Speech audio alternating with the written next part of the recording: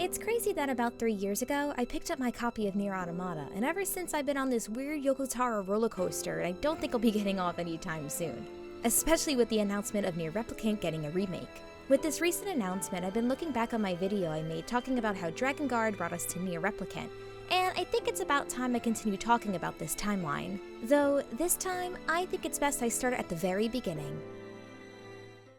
Somewhere between the years 981 and 997, a young girl is sold off to a brothel by her mother. With no name, one of the younger girls who works at the brothel, named Indigo, decides to call her Rose based off her eye color. The two become close, and not long after, Indigo convinces Rose to steal some money from the people who work at the brothel and run away together. Once the two girls make their run for it, it becomes clear to Rose that she was being used. Indigo was using Rose so she could take the money and run away with one of her customers from the brothel. Once the money was delivered, Indigo would kill Rose. Luckily for Rose, the men in charge of the brothel showed up and took her back while Indigo left, never to be seen again. Several months later, Rose is sick and tired of being forced to work at this brothel. She then decides to run away again, but this time to kill everyone that she stole money from, so that way nobody would be able to come after her. Not long after her escape, she's then captured by bandits to steal all her money. The bandits decided that Rose could make them some good money if they sold her because of her eye color, but she was able to escape before being sold off again. Once Rose made it to town, she runs into a customer from the brothel. This man realizes who Rose is and that she was the one who killed the people from the brothel. He decides not to turn her in and figures he could use her skills. The man was very good at lockpicking, and Rose was very good at, well, murder.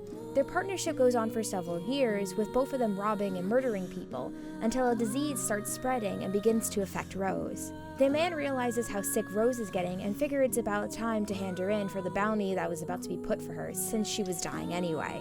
Rose, being a light sleeper, is able to hear the man coming into her room and starts to stab him repeatedly. With the man dead, Rose continues with her robbing and murdering ways until her bounty starts popping up everywhere. She even starts to get the name the Witch with the Eyes of Rose. As Rose becomes weaker by the day, she eventually gets captured and brought to the capital to be punished. For her punishment, she's dealt with multiple lashings, one for each of the people she killed. It is then her final punishment to be tied up to a pole in town square with 5 other women. She will only be untied when she finally dies. It's not long until the other 5 women finally die, leaving Rose all by herself. The knights decide that if Rose doesn't die soon, they'll burn her with the rest of the bodies. Rose slowly starts to close her eyes to succumb to her illness, but just as she's ready to go, she sees a flower that's the same color as her eyes that wasn't there before. With the flower being the last thing she sees, Rose closes her eyes and finally dies.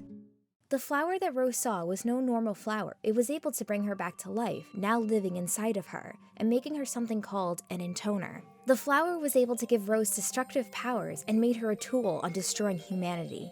Once Rose found out about this, she tried committing suicide, but this only resulted in the flower creating 5 more intoner sisters, each named 1, 2, 3, 4, and 5.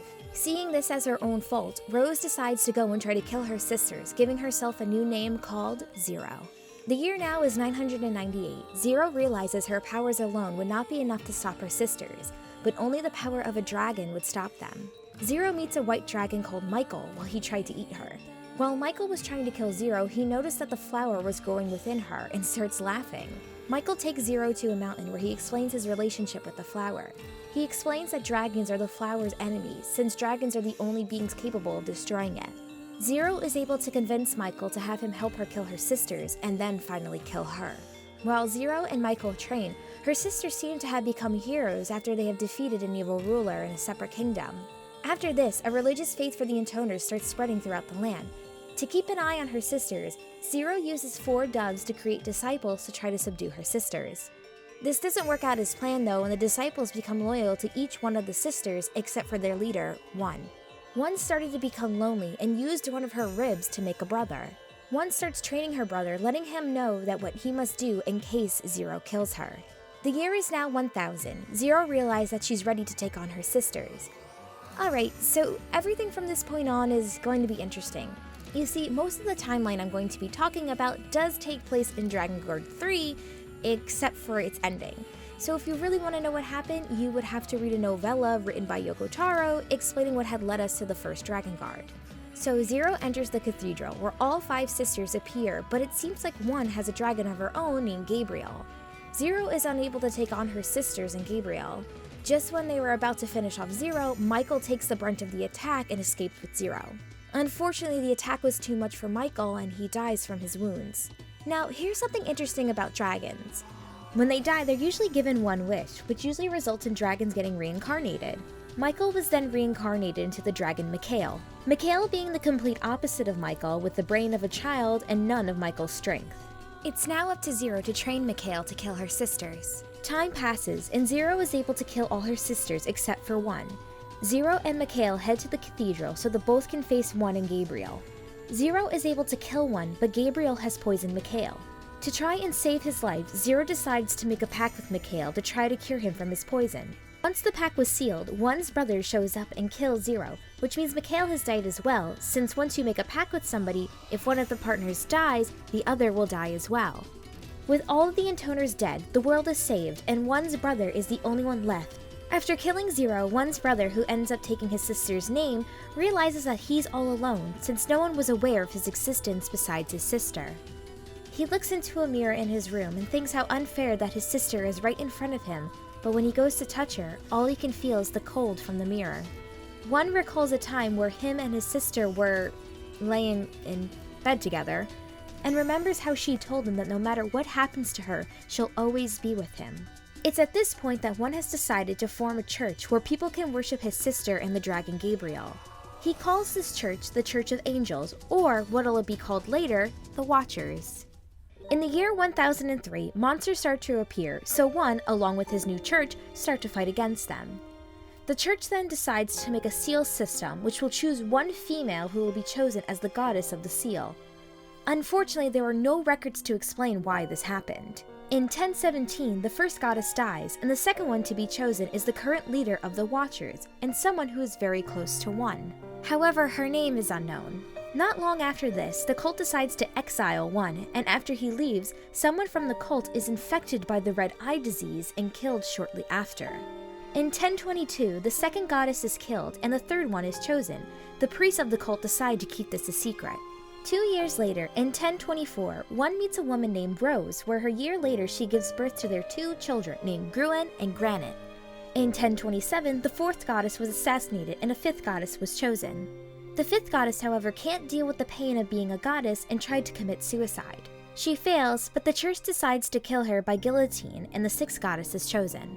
In 1028, the 6th goddess was kidnapped, never to be found, so a 7th goddess was chosen. The 7th goddess only lasted a year after being assassinated, so an 8th one was chosen. In the year 1030, the red eyes disease starts to spread throughout the country, causing people to go berserk and attack each other. In 1041, Gruen, One's son, became the leader of the Watchers, and the following year the 9th goddess is chosen. No records explain what happened to the 8th goddess, however. Some time passed, and the year is now 1051, where One starts to hear about the red-eye disease, and that Gruen was using the affected people to do his bidding.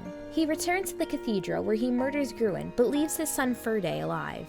In 1075, Verde is now the cult leader, and continues to follow in his father's footsteps by controlling the people who are affected by the red-eye disease.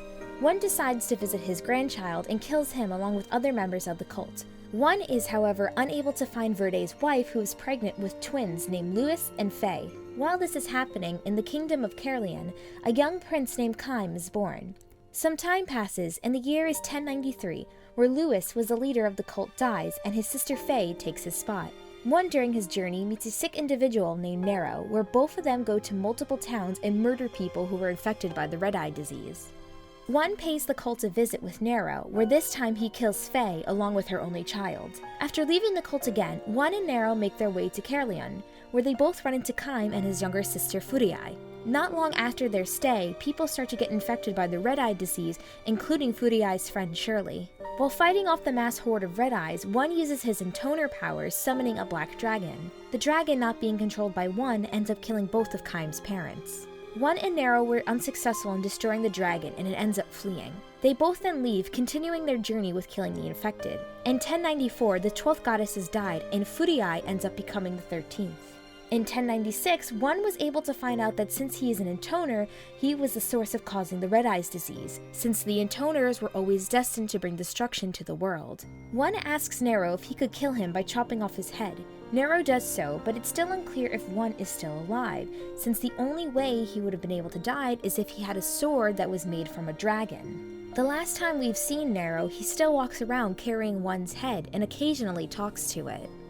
That wraps everything up about Drakengard 3, along with the novels and the manga.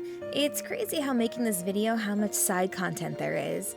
I'm hoping with Nier Replicant coming out soon that this info might be included, but knowing Yoko Taro, we'll probably have more questions than answers. Hi guys, thank you so much for watching. If you've enjoyed this video, I really recommend that you check out my other video I've done on Nier lore. I hope you all are just as excited as I am to be playing Nier Replicant this week, and who knows, maybe I'll have a video about that soon. Well, see ya!